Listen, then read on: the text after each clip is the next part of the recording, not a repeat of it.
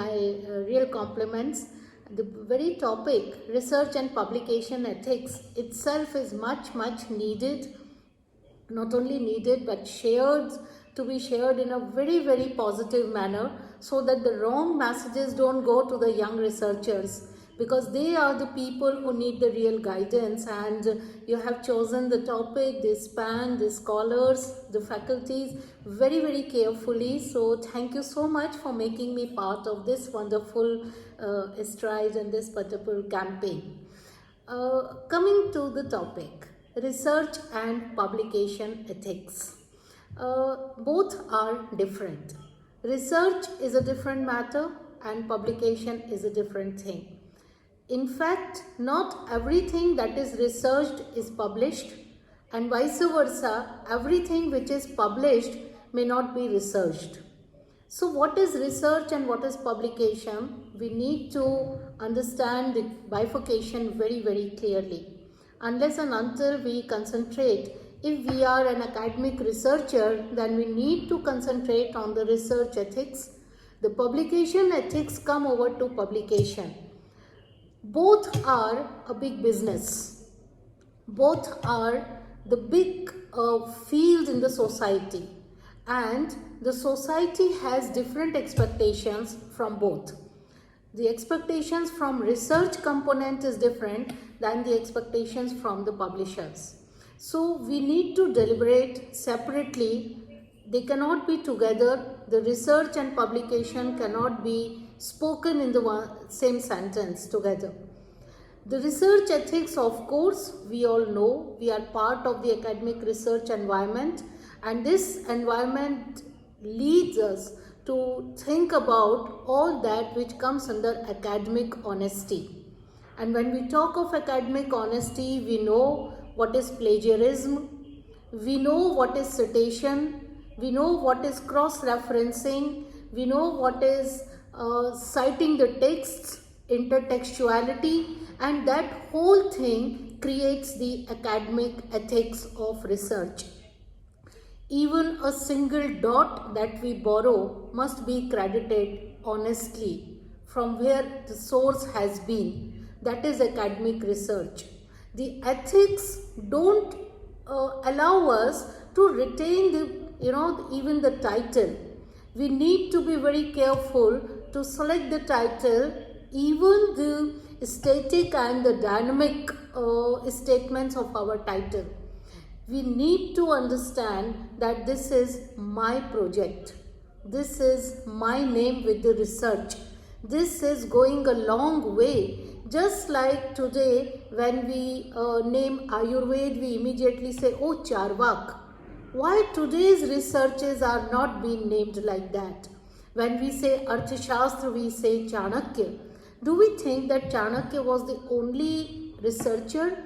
If you read the first 2 chapters of Arthashastra, he has named 27 such scholars who have worked on those subjects on which Chanakya wrote in the later chapters. But he so nicely complimented them. He says on taxation, Shukra Niti Sar says this, but I'll say this. He says on fines, Ravan Sanghita says this, but I'll say this. Like that, the intertextuality was maintained, and also the literature review was done very nicely. Because the moment he cites a scholar, that means he is not only citing the scholar, he is also citing the whole tradition of the work. And that is how the academic honesty is judged. It doesn't mean we have to only name the borrowed sentences only. Suppose we change the sentence, suppose we transliterate, suppose we just mention, even to that we must owe bowing our heads to the previous wisdom. After all, they are the laborious task of some other researcher. Why can't we as a researcher give due respects to the other researchers who have established this whole world of knowledge? Whatever our research would be based at, our research would always be based on the previous research. Each research has a research gap, and each research has the future capabilities. Beyond that, there is no research. The third aspect of research is the academic honesty is a very, very integral part of it, the utility by the society. We have no right to conduct a research which is not useful to the society. We are wasting the money of the society, the time and energy of all those people who are involved into making this research possible. So academic honesty goes up to the applicability of the research as well. It is a very typical Western thought that we complete the research, we get it bound, we get a library number and we just show in the showcase of library. This is not research binding. A good research is that we have picked up a useful topic which has too many gaps, do the need analysis, do proper literature review and then conduct the research and then show the application part as well, how this will be useful. I give you a very common simple example. We all today use copper bottles or copper glasses to drink water. This is an in thing. Nowadays the usage of copper is increasing in each house. What is the reason? The reason is given that it detoxinates body. It cleanses the body system. It clears up the system. Since when are we doing that? Since the time immemorial. Now somewhere in some ashram, in some forest, in some gurukul, these metals might be researched. The gold, silver, copper, they might be researched, and what is the impact of usage might be researched. Now the research did not stop here only. The research went up to the imparting of the ecological duties as well. So whenever we cross a water body, we throw the coins into the water bodies. Earlier these coins were made of gold, silver and copper.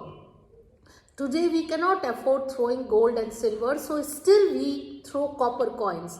What is the purpose? The same impact what the copper does to our body, the copper does to the water body as well. So if we use this much of water, we have a duty to clean this much of water again. So we throw the coins into the water. Today what coins we have, if we throw that has no meaning. But if we can throw the coppers, it will do the same thing. Now this research which was done in some very, very indigenous manner without proper tools or labs or research grants is actually one of the most important researches for the society. The society is still benefited with this research. So we need to understand that not only the research but its applicability, its usefulness and its giving back to the society must also be part of the academic honesty. Sometimes we gift away our research. Sometimes we ghost away our research. Someone else is doing, but because they need promotion, they need some other advantage, they need some inclusion in some committee, but they claim they don't have time. Some people claim they don't have resources. Some people claim they don't have proper knowledge. So they take on hire. These researches on hire is in a boost today. We find people who are ghost writing the thesis, people who are ghost writing the articles, people who are gifting away their articles to others. These are all parts of academic honesty. We are actually, it's something like a surrogate mother. We are giving away our thoughts to those people who simply aspire a materialistic gain. They don't have the emotional touch or the passion beyond this thesis, beyond this dissertation. So the researches go to a dead end because an ardent researcher will never stop. An ardent researcher will try to earn, no doubt, but earning from the usefulness, not earning from the selling. So we need to understand that how far we can increase this business. Please think about that boy whose father or a girl whose father doesn't earn much. Must be a farmer, must be a rickshaw puller, must be a cobbler, must be a shopkeeper, and the child aspires for research, for this research, just because they don't have money or resources or knowledge, they buy the research. What do? They sell a piece of land. I am dealing with the hardcore realities of the society. How far this business of research has gone. They have to sell the piece of land, they have to sell that ornament, they have to sell the dreams of the realities in life to buy one research. And how costly the research has become?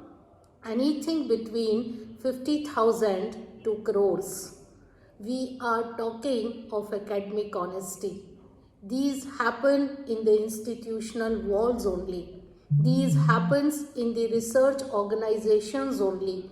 Country is also sold for some research. We have so many stories on atom bombs, on many other satellite innovations, on these of late these vaccines, the types of researches having in the pharma industry, in the medical industry, in the engineering industry, in the space.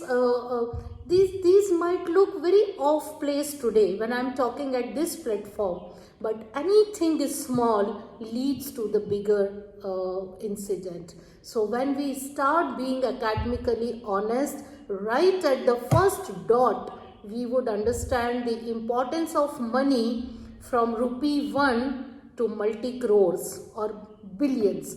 That is how we need to build a very, very honest atmosphere for research. And here the primary duty lies on the research guides, the supervisors. We as supervisors have to ensure that our researcher gets the right resources, gets the right guidance, goes to the right place, and not only that, post-research activities are also patronized. A guide is not there for just 250 pages. A guide is for life. A guru is for life. So we need to be ready. We have to be, as research guides and supervisors, be ready to become a lifelong guru. Then only we can aspire the full academic honesty from the researchers. I know Madam would deliberate more on this, so I now shift to the honesty or the ethics of publication. As I said, that research is one thing, publication is another. Both have no relation. You must be astonished. Everything which is published is not always researched, and each and everything which is researched is not always published. And this is the hardcore fact. Publication is a business. Publication is for readers. Publication is for market, and there are certain trends which can't be compromised just because it's a good writing, just because it's a good research, just because it is very useful and must go to the people. Publications are run, sorry to say, but the so-called mafias. First, the books are written, then these books are sent to the universities' departments, and it is being ensured that on those books the new syllabus are being formed. This is how the publication business runs. So please don't fall into the traps of publications if you really want your good research to be published. Don't pay for your research. You must pay. I'll come for that also, in what conditions you can get paid and research. That is nothing wrong in that. But whom you should not pay, that is also very, very important. So first of all, how to deal with the mafia? To deal with the mafia is to ensure joining that writing group which writes in a big number on a particular subject. That will set you as an author. So first you ensure your name not as a researcher but as an author. Once you are an established author, then your name sells, and that's how your writings sell. We need to understand there are many dishonest attempts to see how to block good writings in the market. Royalty is the simplest aspect. Not paying royalty is the, I think, minimal dishonesty in the world of publication. I'll share few personal examples just to relate how far the publication business can cheat you. There was a book which was biography of Gandhiji. I was given the task to revise that biography. So I revised. Meanwhile, the copyrights of Navjeevan Press were dismantled and some other publication bought that copyrights. So the new publication asked me to continue with the revision, and I did that and I gave to the publisher. But there was no news for about 2.5 years, whether they have accepted my revision or not, nor did I follow it back. And after 2.5 years, suddenly there was a big function where the Vice President of India was supposed to be there, and there was a set of books which were to be presented to Vice President. I was asked by the organizing committee to see the books whether they are good or not to be presented to Honorable Vice President. When I saw, I found out my revised copy as one of the books in that whole set. After that, I called up the publisher. I said, oh, the book was published. I saw there was not even a single place where they have mentioned that I have revised the book. So from whole of the book, the name of the reviser is missing. The only thing is a piece of 1.5 page which I wrote as the prelude was retained there. And the book had the foreword by Dr. Rajendra Prasad. The book, our first President of India, so such a prestigious book. This is one type of, I would say, dishonesty. The another type of dishonesty may happen that if you are writing on a particular theory, again it's a personal experience, but I am not sharing that in that manner because I don't want to become subjective, but I am simply telling you what types of traps one can fall into in the publication business. This book was on Indian aesthetics, and one particular publisher said that if only you include the cross-referencing from these authors, then only we will publish the book. And those authors had nothing to do with the subject. So I refused, and they also refused to publish the book. The same book was then sent to Cambridge Publication, London, and without removing a comma or full stop, they published the book. So this is how you set the trends in the society. When today we want a particular subject to be included in the universities or colleges, the first question from the faculty comes, where is the matter? We don't have material, how do we teach? But we don't think that it's the publisher who is not letting the material come into the market. That particular introduction needs a joint effort. The third type of trap would be, once the book is published, there are promoters. So they will write your book reviews, they will call you for interviews, they will invite you for literature festivals where the books will be discussed, and then there you can display the books.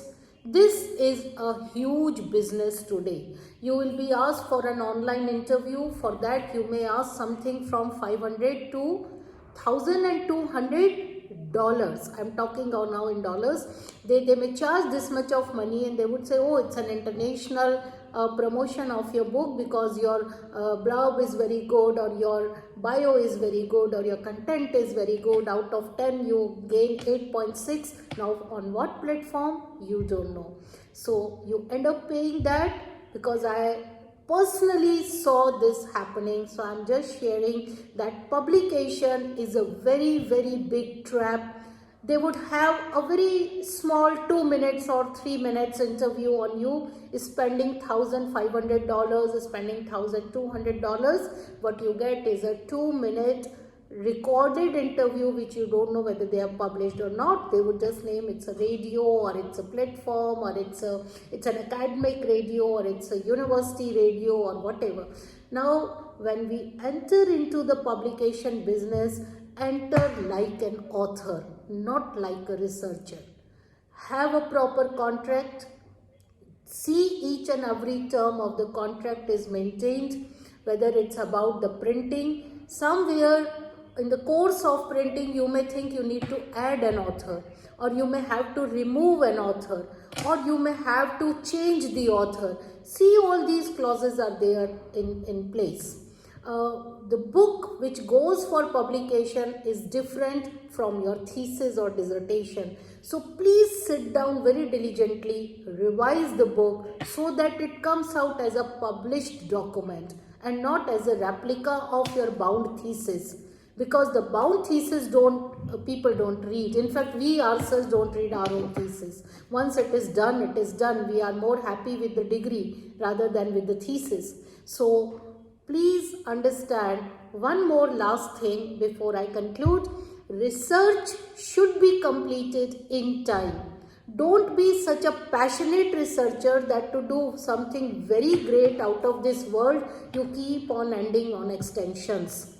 Whatever might be the quality, complete the research in the time, because the world is moving very fast. You will start at the same point, but you will become junior of your own friends in no time. So don't waste time, don't run for extensions. Some of the practicality in degree aspects, when we are calling degree, whether it is PhD or DLit, please maintain time.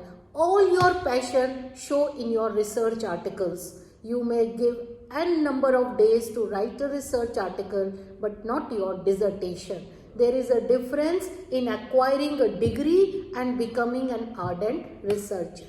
With all these words, thank you so much again for giving me this chance and being here. Thank you so much.